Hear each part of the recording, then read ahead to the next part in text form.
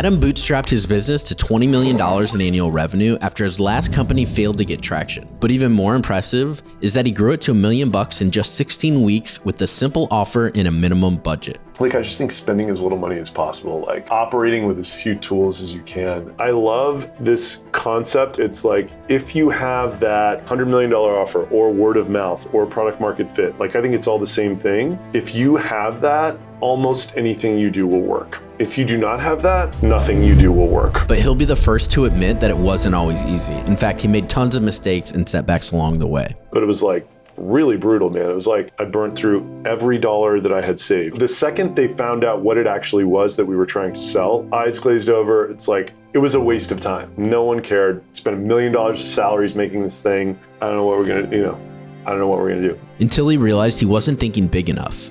Let me tell you something really interesting. We are not geniuses. The way that I view this game, with every new stab you take, you're like accruing lotto tickets. 6 weeks of building, maybe 8 max. In November, we spent $5,000 on Facebook ads and got 10K of monthly recurring revenue on a website that literally the back end took 8 weeks. You know what I'd really do? I wouldn't start it. I would try to sell. This is the story of Adam Robinson, who was fired from his last job and decided to take a swing at entrepreneurship. After struggling for years, his most recent business exploded to over $20 million in annual revenue. In this interview, he shares everything he's learned building his online businesses and exactly what he would do today if starting over from scratch. Let's dive in. Here you are, founder of this $20+ million company, and today we're gonna dig into some of the behind the scenes of how you got there. But I wanna back up, when did you get into this, starting companies and entrepreneurship? So I started my first company. I launched the first product in January 2014. So I'm like almost 11 years in, I would say 10 and a half years in at this point. And it has not been a straight line up at all. You talk very publicly on your LinkedIn. You have some of these videos that go viral. But let's maybe back up to initially your first business. I think you sold it for 8 figures. Mm-hmm. How did you get into that, and what did you learn from that business that you're applying to the next ones? Unlike a lot of successful entrepreneurs that I've seen, what I did before that was I was a Wall Street trader. I worked at Lehman Brothers and traded credit default swaps for 10 years. And what inspired me to go try to do that, become an entrepreneur, is the first day I ended up in Manhattan. I walk into my apartment and my roommate literally is on Dreamweaver, this app that you used to make web pages. He's making this baby blue homepage that says Vimeo across the top. I'm living with these guys, I watched that happen over so many years. I didn't even have vocabulary for it at the time, but now I know it was watching them build something with these fun and interesting people was just so much more fulfilling than trading, which is every day's a new day. Every year's a new year. It's just all about extracting money out of the system for yourself. And there's not a creative aspect to it. So you saw that planted the first seed of, oh, maybe I could do this business thing. And then you tried one thing and it automatically worked and easy peasy, or what? I mean, I wish. I basically had a really good year and then a really bad year, and I got fired. And then at the time that I got fired, there weren't really other jobs. The market, it was contracting. It's just a really bad environment. As dumb as this sounds, I was I want to start a startup in this apartment like they did 10 years ago. Yeah. It just looks so cool. And it started this journey, and I wasn't spending time with qualified people who were starting other startups. I was spending time with other people like me who had no idea what they were doing, trying to start other startups. I love the idea when, even before retention.com started, now it's $20+ million ARR company, you had this idea of what you thought it would be. You validated it before. Can you talk about how you just mocked it up? And do you know how to code? No.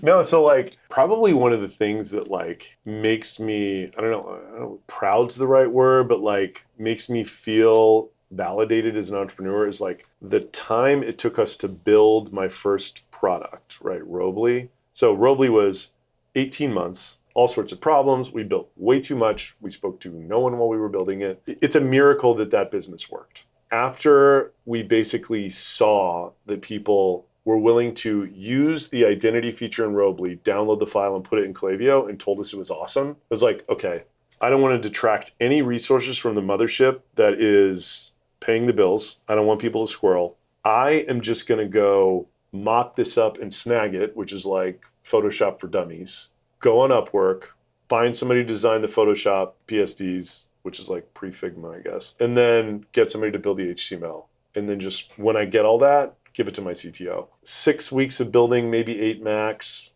launched it on November 9th. And then in November, we spent $5,000 on Facebook ads and got 10K of monthly recurring revenue on a website that literally the back end took 8 weeks, you know. That's insane. It's like you accrue these skills. What did we do to launch it? Like they're on the retention.com YouTube page, you can go like almost near the bottom and see there's a video called the OG Get Emails vid.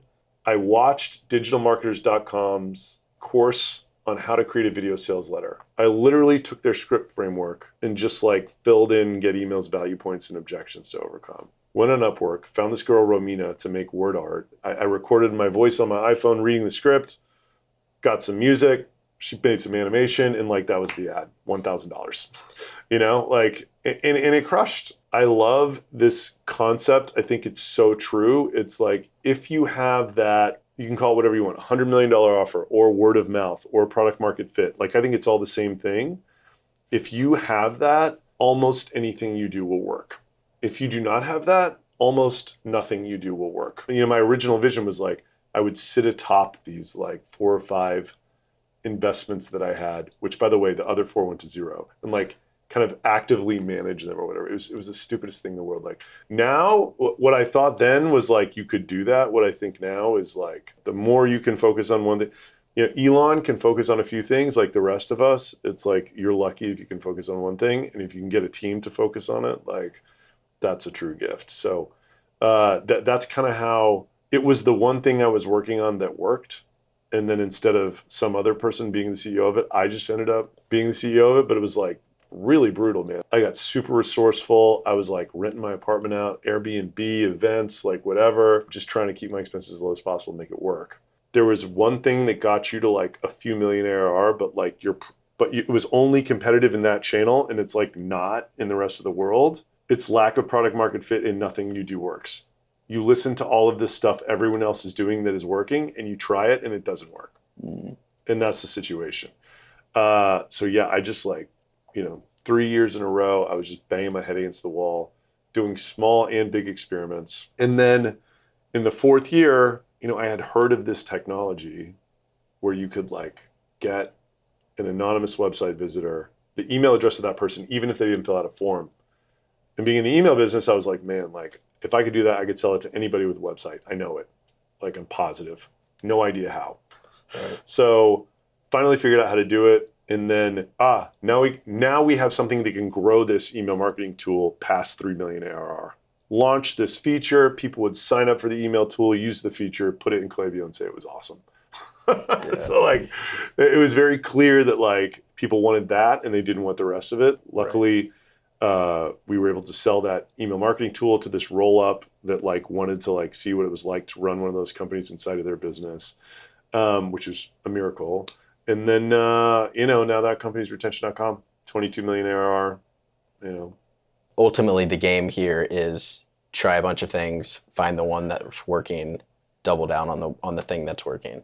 Was there a particular rock bottom moment or sort of time in your life when you were doing this thing that in maybe your second business that wasn't working, and you're like, how do I find something that works? Yeah, so rock bottom was one night, and it was like sometime in late February in 2018. Basically what we had done is one of the attempts to get Robly growing again was we basically created a V2 of it. We tried to make it to where it was like more advanced than this vendor called MailChimp. Spent a year on it, built a whole new software.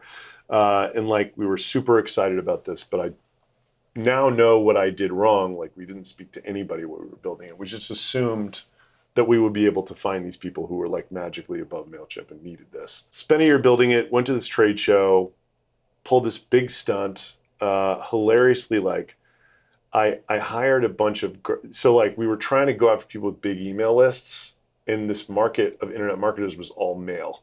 So like I hired a bunch of models and I had them walking around to people saying, how big is your list? Right? Like, so this stuff was great. And it got us talking to literally everybody. By the end of the first day, Properties, dude, it's like you start talking and like the second they found out what it actually was that we were trying to sell, eyes glazed over. It's like, how do I stop talking? You want my business card? Great. Will you go away? All right. Like they're like, it was a waste of time. No one cared. And then I vividly remember being in this Airbnb with my wife and like all of these like girls who we hired who are like drunk and making a bunch of noise. And I'm just like, what are we doing? Like, no one cares about what I spent my last year on. Spent $1 million of salaries making this thing. I don't know what we're going to, I don't know what we're going to do. But back at that moment, the thing you were trying to sell wasn't working, and you're like, oh, what about this other thing? Had you done that before? No. Like, did you have any indication that you could build this, or you were just strictly finding demand? I had no idea how to do it. And by the way, this is like how I think you should do things. Right. You know, like one of my favorite books, which everyone should read, is Alex Hormozy's $100 million Offers. I think it's underplayed in SaaS. I think people think about SaaS as like solutions and like, all of this like fancy technology. But like at the end of the day, in my opinion, what a $100 million offer is in SaaS is it's your one sentence description. And it should make someone who you're talking to feel stupid to not do it. And if you can formulate that from day one, like before you have any product, before you have anything, it's going to facilitate every single conversation you have the entire way, right? You need to do this product discovery and you need to get people to talk to you. It's so hard to get people to talk to you now. If you don't have something that punches them in the face, is that obvious, then you're not even going to be able to get to the first part before you should even start building your product to figure out if you should build it. So maybe even to reverse engineer that, if everything that you had went away today, or you were to go back to starting from scratch, would you maybe come up with 10 different single sentence value offers and go to a conference and be like, how about this? And just see what lands with people before dedicating any resources to actually the feasibility? Totally. I think the best entrepreneurs, in some way or another, they have done that, whether they realize it or not. My favorite story about this is this guy, Wiley Sorelli, who sold a company to Constant Contact, who was in our space, after like 18 months. And what he did, so he was the first salesperson at Seamless, and then he went and started a company after they got like really big. What he did was he walked around to restaurants with a pitch deck, and he changed the slides of the pitch deck until he had people handing him $750 checks from the pitch deck about his software, right? Incredible. Yeah, that's the punch in the face. Yeah, and like he's like, and then when I got the checks and when I could get one check a day, he's like, then we started building it, Right. But he's like, they'd hand me the check and I'd be like, amazing. I don't have this yet, but when I do, you're going to be the first customer to have it. And then when you zoom out on that and play any of these paths out of hard business versus easy business, like what does that look like? The ones that start hard, stay hard. The ones that start easy, stay easy. And I think that's just like a really good representation of product market fit, which reminds me of an even better story about this. This guy, Matt Meeker, had a Great Dane and he lived in Manhattan. And there were no toys being sold at these tiny pet shops that the Great Dane didn't just immediately destroy. So he's like, this sucks. He makes a Photoshop representation of a website with a box of toys, 5 big toys for a big dog. Walks around Washington Square Park, dog park, shows them his phone, and he's like, would you pay $29 a month for this? 5 new toys every month for your Great Dane, you won't destroy him. When they said yes, he put a square thing in his phone, swiped their credit cards, got 50 purchases based on a Photoshop doc without even a website before they did anything else. Whoa. And they're publicly traded, New York Stock Exchange. That is a story that every entrepreneur should hold on to because it's like, it's just so hard. Your intuition is a very poor indicator of market viability. What would be your advice to somebody who's like, how do I think of this idea? Obviously, you want to talk to a bunch of people and validate the demand, but like, how would you think of these problems? Would you just sit down and just write 10 things a day, 100 things a day? Or I think my position on it is like, you're going a certain way. I think what you try to do as an entrepreneur, if you're going a certain way, is you like, kind of like can't see, but you're feeling these tangential areas, trying to like find something that feels like a diamond, but like you don't know if it's a diamond or not, and you pull it out and it's a rock. And you know what I mean? Like, it's just, you always have to be throwing spaghetti against the wall I think you always have to have your antenna up for like interesting ideas, or like, something I love is like something that's being done in one way over here that you could like do over here. Any examples of that come to mind? I was sharing offices with the Jasper AI team, and this was before Jasper AI. They were also some 2.5 million ARR schmucks at the time. And they had spent 18 months trying to build this personalization software that when they launched it, no one bought. They had an expensive office. They were in Y Combinator, raised $2 million. They'd spent all of their money. And at the end of 2020, they were just like, dude, like, we have, 3 weeks of cash left. Like, we don't even know what we're going to do here. We're trying to get out of this office. We got to fire everybody. Like, so they did all that. They fired everyone. They got someone to sublease their office. And at the time, I was like, Dave, like, I think there's a pretty cool opportunity in like being the distribution vehicle for these, like, this tech, which like is being used in some ways, but like not every way. And like just going to these guys and seeing if they'll give you SaaS margins to like sell their stuff, basically, because that was kind of how I interpreted my business. And he's like, yeah, that does sound pretty cool. And he's like, I think I got one. OpenAI's got this thing, and they're like giving us, 9 months of unlimited, of the exclusive use case of the long form blogger access to this model they have called GPT-3 or whatever. And then he sends me this Stripe receipt, and he's like, got the idea 7 days ago. First customer today. Hopefully this is my Get Emails, because Get Emails was actually farther along than either Robley or his company. So literally that idea, he's like, success to me is where you're at. And then, dude, like 0 to 50 million ARR. I sat there and watched it I was in a conference room on one side by myself.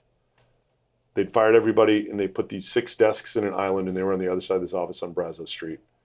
I watched those dudes from Maryland take this company from 0 to 50 million ARR in 12 months, faster than any company ever in the history of SaaS. You know what I'd really do? I wouldn't start a SaaS if I were first time. I would try to sell something else, maybe info, or like get a job. For as much people hate hearing this, like go work for a SaaS company, like a good one, and like get really good skills in either product or like some type of marketing or sales or like engineering, see if you can start to understand why certain products that are being built either take off or do not, like see if you can understand why the product team thinks it's an interesting idea to build it. Like all of those skills you have to learn some way. And if you learn them on someone else's nickel, that's just, in my opinion, that's just like a much better way to go. And then you're in this position where if you really get some skill, you can go out on your own and you can start, doing some fractional work to pay your bills while you're trying to figure out what this SaaS is that you're going to start, right? A consulting firm is much easier to execute than subscription software. It's super hard. And it helps when you have built, say, a powerful personal brand and are just sharing what you know. Like people are bought in to Adam probably more so than to any of the products, but that's a powerful thing that you could carry through anything else that you do in your career. 100%. Yeah. And that is the other thing that I would be doing if I were just starting out. I would be posting on social media every single day on some channel, trying to understand what is good content. I don't even think it matters what channel you pick. I don't even think it needs to be related to the business you're working on. It would be very, very helpful if it was. But if you can find your voice, it will help either that business or some other business someday, and it will open up doors that you never even dreamed about. If you have a strong presence on social media, you can talk to anybody that you want to. I can talk to anybody I want to in B2B because I'm like the LinkedIn B2B guy. Can you talk about what are some mistakes that a lot of entrepreneurs get wrong when they're trying to build a business, and what have you done to stay scrappy? I think it's very easy to get too many steps ahead and a lot of like, kind of like tools or like equipment or like whatever. This isn't as much post-COVID, but pre-COVID, I feel like if you started a business, you felt like you needed to have an office or like you weren't real, which is absurd. I mean, it's just such a crazy idea that you wouldn't like work at home. It just seems so stupid to say now, but like that was a real deal back then. And I remember, I like read some books on content marketing in like 2011, and I bought 2 Sony, like the A7 equivalent cameras to like go film myself doing what? Like, I don't know. Like I used them once, and I always tell people it's like they think they need to form an LLC or whatever, like a company. And it's like, okay, a year after you make your first dollar, if you're still making money, go form your company, right? Like, don't, it's just like, don't waste your time until then. Like, I just think spending as little money as possible, like operating with as few tools as you can. The example that I love is Get Emails, which is now retention.com. Diana, who did all of the sales and is my co-founder, she ran sales with her sales assistant, Alice, out of a Google spreadsheet until we hit 10 million ARR. And the first CRM we bought was Salesforce, like 15 demos a day. We had over 1,500 paying customers. So imagine how many demos that was, right? Like it was all out of a Google sheet, which is free. They would color code it. Like, it was just a beautiful system. Nothing novel about it. She wrote a post about it and everyone's asking for the spreadsheet. It's like, it's not the spreadsheet. Yeah. It's like the fact that like they had the discipline to like, run it that way for so long. Okay. And then maybe like the secret to word of mouth is the product market fit. How do you look at that? So if you have this like core offer or product or whatever you want to call it, that is just so good that people talk about it, right? Like there are 1,000 things you can do to speed that up. And almost, in my experience, having been on both sides of this, like almost anything that you do will work. And it's just like trying to figure out within all of those things, what's my maximum point of leverage that I can push on the hardest till I max it out and then go do something else. Like that's my interpretation of what it means to like successfully market a startup. Like that for me right now with RBDB, it's like LinkedIn, maximum point of leverage, trying to push it as hard as possible from as many ways as I can. I'll get maxed out at some point and then I got to figure out what else I can do, right? Like, so with word of mouth, kind of, you listen to guys like me who are saying that I'm doing these things to grow my business. And if you have it, those things will probably work. If you don't, and your product is like not good enough for whoever you're selling it to just like tell people about on their own without you encouraging them, nothing you do is going to work. In terms of just finding the things that work and doubling down on those, what are some other underpriced channels that you have found working for you right now? Well, I think it depends on the business. But look, our maximum points of leverage on RBDB, it's like very obvious to me. It's like the LinkedIn thing is just, it's like, how do we get more LinkedIn impressions? Everybody needs to post one post more per week. We're going to do some thought leadership ads. Like we just want to grow the impressions like double. We also have this amazing UGC thing where there's this company called Clay. They have a whole lead gen agency community that they call Clay Creators. RB2B fits in so well to all of the workflows that Clay does that like they're now just RB2B creators too. So like we're cultivating the same kind of tiered ecosystem of creators, and we're trying to motivate them to post on an ongoing basis by giving them visibility through all the channels that we have to create visibility. I mean, those are the obvious ones for us. And how do you think about like hiring and firing? My favorite saying related to hiring and firing is hire unreasonably slow, fire unreasonably fast. In terms of firing fast, it's just, there's an old saying, it's like, I've never regretted letting someone go, I've only regretted not letting them go sooner. There's just a tremendous relief that comes from letting go of someone when it's not working. We talked a little bit about the Jasper guys of like, you're like, yeah, they were, I think in another interview, I've heard you say like, they were schmucks just like me. And so I want to capture at some point, I guess, how do you look at that? Yeah. Do you look at yourself as... Is this like recording still? Yeah, it's recording. Cool. Yeah, so like, here's a really good example of the effect of being around that. The Twitch TV founder, this guy Justin, whoever, he did an interview for, I need to go find it, but it was like how it was built or something like that. And like they went through this whole story. And long story short, they had this cash flowing business that was not exciting. They focused on 1% of their users, which were the gamers. A year later, it got bought for $1 billion. And the host was like, don't you think you won the lottery?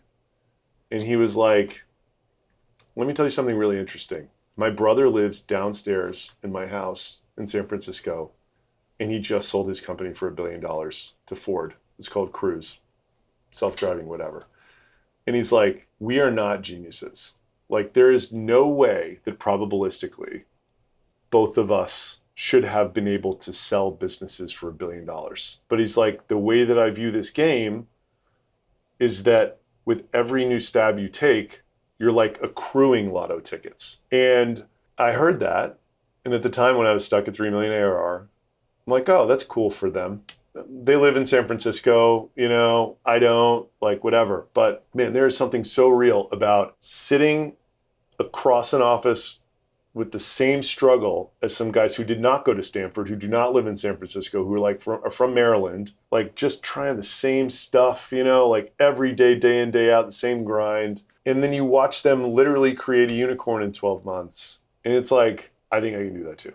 You know, like it's so palpable, right? Like it just became so real for me. And before that happened, call it what you want to call it, normal guy, schmuck, like whatever, right? Like I was just some guy trying to make it happen, like very much so.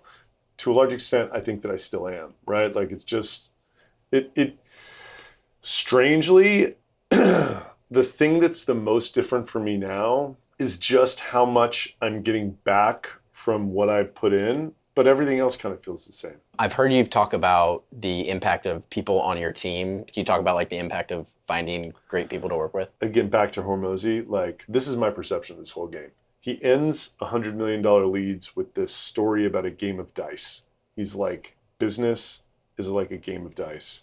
Everyone is handed this die when they start. The die's multi-sided. Everyone has a different number of sides. There's sides that are red and sides that are green. And the whole game is like, you roll that die, and if it hits a green side, one of the red sides turns green. If it hits a red side, you just get to roll again. Everyone's got a different amount of sides. Everyone starts with a different mix of red and green. But if you keep rolling, eventually you're going to be in the position where you're hitting green almost every time. That's kind of like what it is with great people. If you keep at it long enough and you develop enough credibility and you're working on interesting enough things, like over time, the level of talent that you're working with is going to just get really, really good. If you just look at the overall average of the people we have working at retention.com now versus my first company, it's just not, it doesn't even resemble the staff that I had then. Because like, who was I, right? You know what I mean? Like, it also seems like, judging by just talking to you, you have these really good like portable stories and anecdotes, and it seems like you read a lot as well. Have there been any books in particular that have been most impactful for you? This was incredibly, Rework and Remote by the 37 Signals guys, incredibly impactful, both then and now. I think if you read this, you should combine it with reading the Y Combinator blog. I'm like some of both of these. Like, I agree with so much of what the Y Combinator blog says, but I agree with so much of what these guys say.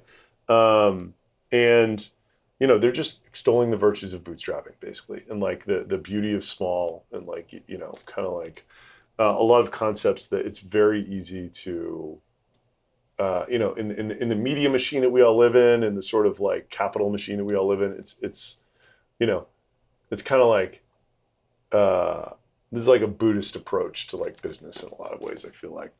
Now, the best book if you want to start a software business, by far, if you can just read this, I read it every time I start a company, and as I'm starting it probably several times. I haven't actually made it in the stage my company's at past about half, you know, because like the back half is like how you scale up to like hundreds of millions of ARR. But like the beginning is so good. It reads like a textbook. It's super dense.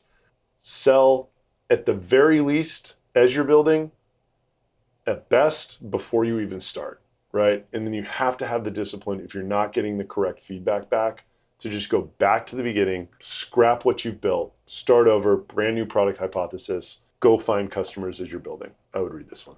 A lot of people probably watching this might be like, oh, I should be making content, or maybe they're trying, but it gets like 7 views. What would you tell that version of Adam or somebody watching this? When you start, the purpose is not to get engagement or to book demos or to like get a bunch of followers. The purpose is to start your journey to finding your voice.